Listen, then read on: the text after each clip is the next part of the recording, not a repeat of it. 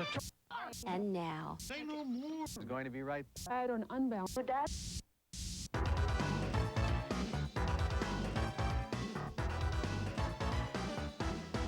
You're watching the Total TV Network.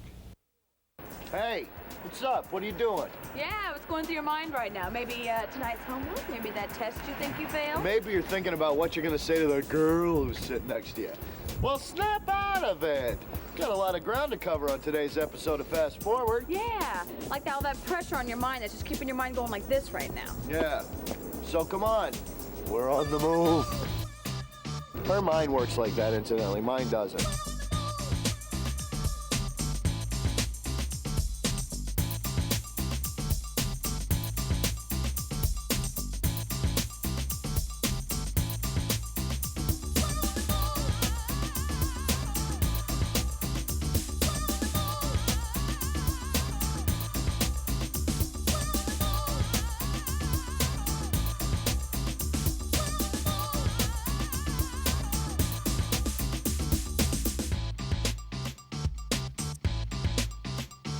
Hi, how's it going? I'm Jeremy Schwartz. And I'm Polly Butler, and welcome to this edition of Fast Forward. Hey, how you doing? Are you okay? Yeah. Because just Jeremy, between us, I'm a little nervous. What? Just a little nervous. About what? About this show, Polly. It's big time in showbiz. Oh, it's Jeremy. hundreds of thousands of people watching us. And it's Jeremy, come sit down. Now, sit down. Okay. Now listen up. You're making me nervous, all right? So quit. Just stop. Now listen up. And if something goes wrong, it's not our fault. Really? Really. It's the producer's fault. Oh, Yes. the producers, the Yes. suits back in the big office who had the bright idea of making us film when it was 30 degrees Yes, outside. the powers that be. The power. You know, speaking of power, hey, nice transition. I wrote that. Oh, impressive. Speaking of power, that's what today's show is all about. You know, the powers that can influence you. It's all dealing with your future, you know? The future. Wow, now that's scary.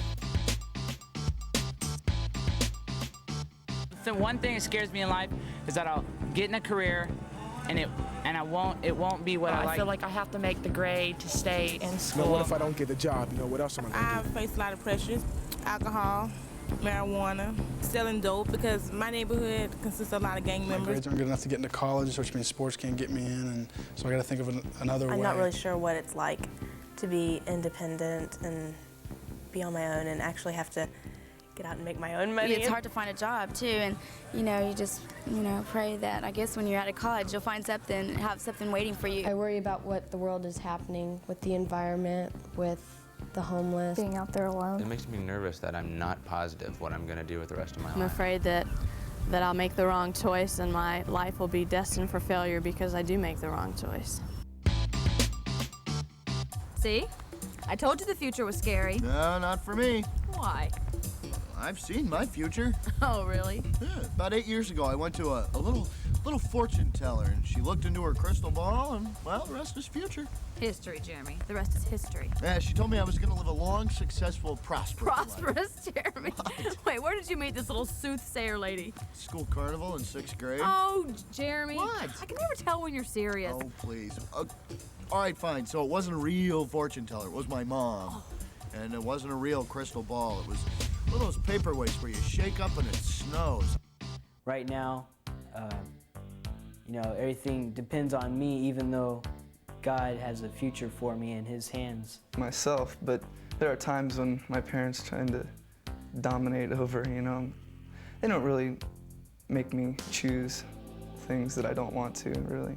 They push me towards doing things that I want to do. Like my parents want me to be successful, but I told them God's in control of my life, and whatever He tells me to do, I'm doing it. I feel that my parents are in charge of my life right now. We're in charge of choosing the path that we're going to go.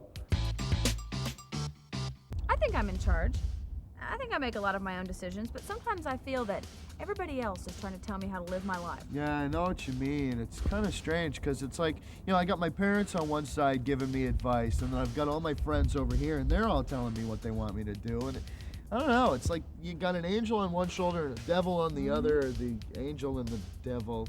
I don't know, man. It's confusing. I know. Gosh, my parents would probably freak if they knew what some of my friends were saying. Some temptations I been faced with my friends was ditching school all the time. A lot of times my friends will try to get me to go on roller coasters or some of the scary rides some places, and I've had people threaten to buy me dinner if I go on, or they'll tell me that, you know, I'm a real chicken for not doing it. So I'd get my friends to come visit, so it looked like to my parents like I was, you know, doing a good thing by inviting all my friends to church. And then we'd go skip and play video games at 7-Eleven or do something stupid. I had a friend that we were really close and we spent a lot of time together, but she was a very dominant person, always wanted things done the way that she wanted them done. And it ended up that I just let her go at it because I didn't really care too much, you know, as long as we didn't do anything wrong or anything bad.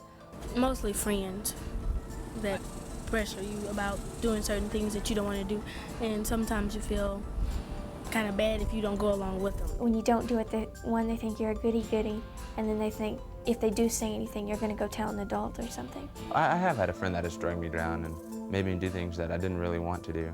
Pressures at school are everything from people going out and getting drunk every weekend to people pressuring each other on dates to have sex. I've got pressured to have sex before because it depends on like the people you go out with and the people you hang around. Like if they're bad news, then they'll pressure you and they'll want you to do something that you don't want to do. You know, I used to have friends who wanted to cheat off me to get a better grade. Oh, right. Like people would come to cheat off of you. What? They did. They'd always come and ask. Well, no, I mean like, well, most of the time people cheat off of people that know more than they do. Well, Oh, thanks. No, sorry. thank you. I mean, it's the truth. Thanks. The truth You know, you hurts. can be replaced. There are millions of people just like you. I'm really hurt. My older cousin, I like really respected her and I looked up to her and she was like my little idol or whatever. Anyway, and I went driving with them and they actually let me go and they like offered me a drink, and what was I supposed to do? Turn it down when everybody was like in front of me? The peer pressure just really got to me, so I started drinking and stuff, so I had to get drunk. My brother would come home at night and he would mention which girl he was with that night. And I just figured, I looked at my brother, he was 6.5 years older than me, and I was just thinking, well, he's a real man, you know? He's cool, everyone looks at him and says he's cool. And just if I have sex, you know, if I go out, I guess it was like a conquering kind of thing. If I go out and I have sex with some girl, that'll make me into a man. My real dad drank, my stepmom drank, everybody that came over there drank. And so they didn't care if I drank. And of course I should have known that if I was gonna do it around them, I was surely gonna do it when I went out. You know, Jeremy, I don't think some parents or relatives understand the negative impact they can have on their kids. You know, it's true, because I don't think they realize that we grow up imitating them, you know, the good and the bad. Yeah. I really appreciate what my family's done for me. No matter what show you watch, Hunter, I mean, it's, you know, black guys always doing something, always getting arrested. Well, it's made sex like commonplace. It's no big deal to have sex. Even Doogie Howser had sex. You see all these ads on TV with these sexy women just out there in like a bikini or something. It just totally puts the thoughts in your mind. Really helps 90210. That has really affected people. Right. On one show, they said condoms were okay and stuff like that, and they were saying, well, you got to do it. And Brenda, she almost got pregnant one time, but she went ahead and had sex after that. They show that like if you drink light beer, then you're this beautiful woman, you know, who can lay out on the beach in a bikini and attract all these guys and whatever. And I hate it like whenever they show a commercial with like jeans or something that have a little wee skinny girl. I mean, we all flip through magazines and we see commercials with just beautiful models who are just stick thin and gorgeous. And I know it affects me a lot. Like I'll flip through a magazine and this one lady's so skinny so I won't eat dinner that night. The characters that are Christians are always portrayed to be a nerd or some kind of fanatic. Do you realize that the typical high school student watches 15,000 hours of television? Oh, I hate being typical. No, I'm serious. I mean, the only thing we do more in life is sleep. No, that's not true. I can sleep and watch TV at the same time. King of the couch potatoes. No, it's true, really.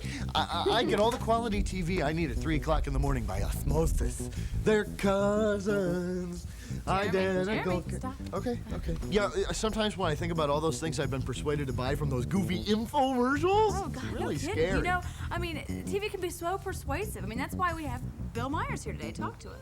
Man, that Bill Meyers is a busy guy. You know, he's written that book, Hot Topics for Teens. And he's directed many award-winning films, and he's co-creator of the McGee and Me series. You know, Bill's nice and all, but he doesn't have a salad shooter, and I do. Now, if you've ever seen one of these things, it's beautiful. It's vegetable art. What it does with cabbages, it's stellar. It makes me shivery. I get tingles.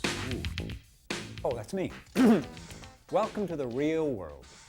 You've been yanked out of your nice, cozy childhood and forced to make some major choices. Choices about who you are and what you'll do in life. And if that's not enough, you're under just a little bit of pressure. You're under some parent pressure, you're under sexual pressure, you're under media pressure, you're under self-inflicted pressure until suddenly you feel like you're all boxed in it. Well, that's the way real life is. You get pressures from all sides and you might as well get used to it. Making choices can be a struggle. You know, sometimes you make the right choices, sometimes you do what you want to do, but you don't do it the right way, or you don't do what you want to. Well, you've read it, it's in the Bible. The point is, you still have to make a choice. You may make good ones and sometimes not so good ones. Why do we make the choices we make? Like if I want to, be in a certain group and I don't think I fit in, I would try hard to, be like they are, just act the way they act, do the things they do. There's a lot of cliques out there that people are in, and you try so hard to get into them cliques. It was just amazing how overwhelmed I was with trying to please everyone else, and I put my parents on the shelf. I didn't really care what they wanted for me and proving myself to them and everything. I was just more concerned about my friends and how they would accept me. I used to have a drinking problem, drinking alcohol pretty much on a weekly basis, and I really had there was no real reason for me doing it. I just wanted to be known, seen. I'd go out with my friends to try and be a part of the crowd, to try to be in with them. I'd go out and I'd drink with them, and when I went home at night, it'd be, I'd cry. Sometimes my friends will be picking on one person because he's not as popular, doesn't have the same social status or whatever, and I'll go along with it. I'll say something to look good in their eyes. I want to be part of it. So you want to fit in. You want to be accepted, and that's only natural. But exactly what group have you gotten yourself into? Do they make you feel like everybody's doing it? I mean, if they do, then you've been had because everybody's not doing it. Whether it is lying or cheating or drugs or sex or screwing up your education, you don't have to be controlled by it. Find out who your real friends are. Not the ones who will drag you down, but the ones who will lift you up. Oh, that's profound. Can we keep that? Sometimes I get depressed and I feel led to go get drunk or stoned, and that way I can kind of drown my problems. Like, I think almost everyone I know, or most people, I think they've all had suicidal thoughts. I mean, not actually tried to, but it goes through your mind just when things aren't going right. A lot of times the temptations to use drugs comes from when I'm depressed. I know that they won't give me the feeling I want, but just like for an instant I'll think, what if? What if it would raise me above this level? Sometimes you can feel so overwhelmed by life that you want to escape. I mean, what can compare to the fast-paced, music-filled action-adventure of TV? Or how about the hot, sexy, steamy scenes you see in the movies? Or maybe you're stressed out from parents or school or friends that are pushing you to the edge, and you do anything you could to get away from the pressure you're feeling. Or maybe you feel like you don't have a future. You're stuck with no way out, so why bother making smart decisions? Those feelings you're experiencing are normal, and they're very real. But I've got some good news for you. You can change those feelings by making some smart decisions. Will those desperate feelings go away immediately? No way. But if you start with making good choices today, as your actions change, so will your attitude and your outlook on life. Now, it may take some time, and it may even take some outside help. But the point is, you've got a future. They were having a good time, and they were laughing and having fun, and and I said, well, yeah, I would like a piece of that, actually, Hey, I want to have fun, too, so I tried it. I've been in situations where my friends have been boozing it up, and you just want to say, I wonder what's that's like, you want to know because of curiosity. With my friends, I first started drinking. It was just to find out what everybody was talking about, what the big deal was. That's how everything is. I think to teenagers, if there's a rush involved, they'll go ahead and do it. Whether sports gives you a rush or drugs or alcohol or whatever, and driving fast. A lot of my friends were starting to go to parties at school on Friday nights and stuff, and I knew I really wasn't interested in that. I didn't really want to do that. Okay, so you don't feel pressure from your friends. You're not trying to escape from anything. You're just curious. And some of the things you shouldn't be doing sound like a lot of fun. You know, smoking, drinking, partying. I mean, it makes you feel like an adult, so why not do it, right? I'll tell you why not do it. The same reason you don't want to get in a car and drive down the road at 90 miles an hour. Sure, it's good times, but those good times turn into dead times. You know, sure, partying all the time sounds like a blast, but what's that going to do to your studying? Or how will that affect graduation or your job or college? You know, sure, smoking may make you look sophisticated, but how sophisticated do you have to look to be in a coffin? If I would have done my homework every night, I could have been higher up there. But then, like the last semester, towards the end especially, I just kind of goofed off. And if I don't do my best to make my future now, then I'm not going to have a good future. But when you drink, you just do stupid things. We were just like, I love you too. And he was like, but I want to show you how much I love you and everything. And it was just, then just stuff like, just happened. I would give anything I had just to be a virgin again. I mean, God has really taken, He's really healed my heart off that. But I just think sometimes, if I wouldn't have been drinking, I'd still be a virgin. I could have controlled my actions.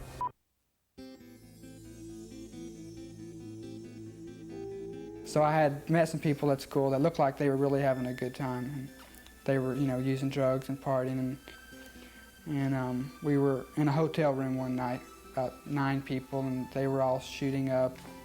When I was using drugs, my life really wasn't important to me. It didn't have any value. All I wanted was the high right then and there, and that's all that mattered to me was that rush. There was a lady there, and she bragged that she used to be a nurse. I don't know if she was, but she fixed up what they call a rig, which is a syringe, and she gave me a bump, and it was pretty much everybody in the whole room was sharing the same needles, and it didn't even cross my mind. I just didn't think that that was out there. We had always joked about people that had AIDS, or, we'd always joked that we had never had sex with any bisexual Haitian drug users, and that was our joke. I got the results after I donated the blood that I was HIV positive. Then I went and got rechecked, and that was a real rough time. I almost had a nervous breakdown. All I wanted was a good time of getting high and partying, and now I've got AIDS. As you've just heard, some choices cannot be easily changed. And sadly, some of the consequences are fatal. But there are ways to stack the deck. There's things that you can do now that will make it easier for you to make smart choices. For starters, be willing to take a stand. My friends were always doing drugs in front of me, and they always bugged me, oh, come on, do drugs, come on, it's fun, it's awesome. I said, no, I ain't gonna mess my body up. One girl once asked me before a test, she asked me if I was a good student, and I said, yeah, but I'm not gonna let you cheat. She goes, you're not. I'm on the football team, and a lot of the guys are into sex and all. I decided my freshman year that I wouldn't have it out of marriage, and I just in the locker room and out on the field, you just have to take that stand. There's a lot of pressure to drink at our school. They, ask you, well, why don't you drink? Why don't you smoke? Why don't you do this? And you just kind of have to tell them, well, I don't believe in that. I went to a party, and my brother was there, and a lot of the people I went to church with, too. One of my friends asked me, if I wanted, to smoke any, marijuana, and I said no, and, they're, oh, you're a Christian freak and stuff, and I thought, I didn't know you were really like this and stuff, but now when they see me, they know I don't do that, so they don't ask me. Sometimes it's hard to stand up, for what I think on a lot of things, because you get a lot of slack from people and stuff. It's never easy. By taking a stand, what are you really missing out on? I don't know. All the fun-filled, exciting stuff like unwanted pregnancy, addiction, dead-end future, guilt, AIDS. Sure tough to pass on those, huh? Okay, number 2, try to avoid being at the wrong place at the wrong time.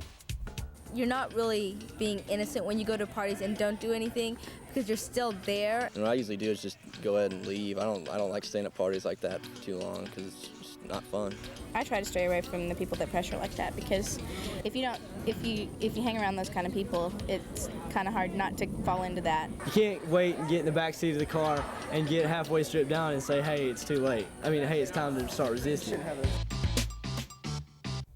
Okay, it is hard for anyone to resist certain pressures. So, try to stay away from the parties where drinking and drugs are coming down. And if you're dating, avoid those isolated places where your hormones can get out of control.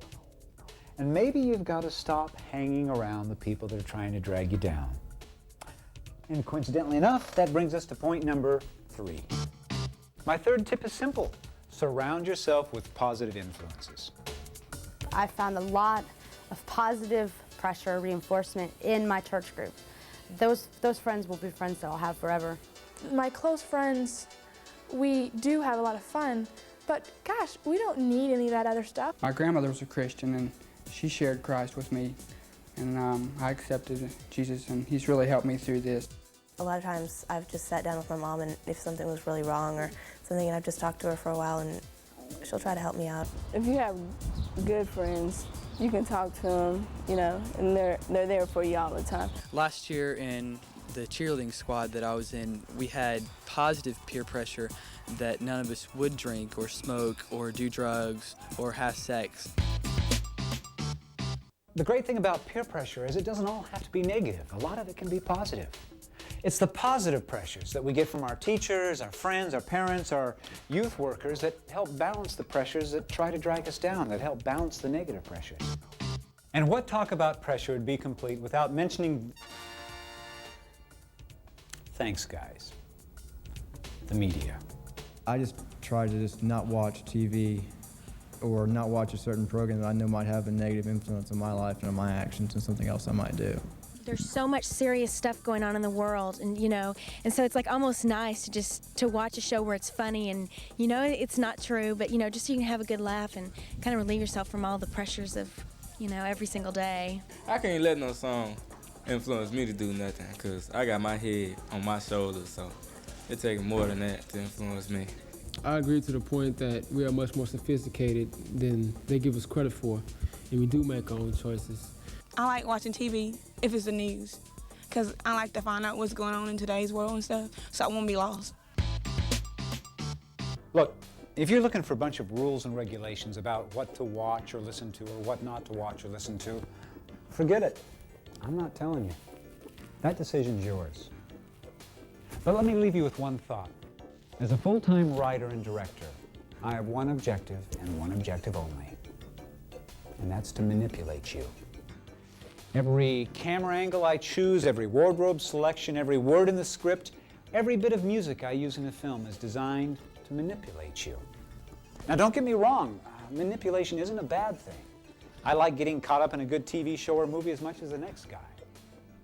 But you have to decide if what you're watching or listening to is what you want to be manipulated by. I mean, does it confuse lust with love?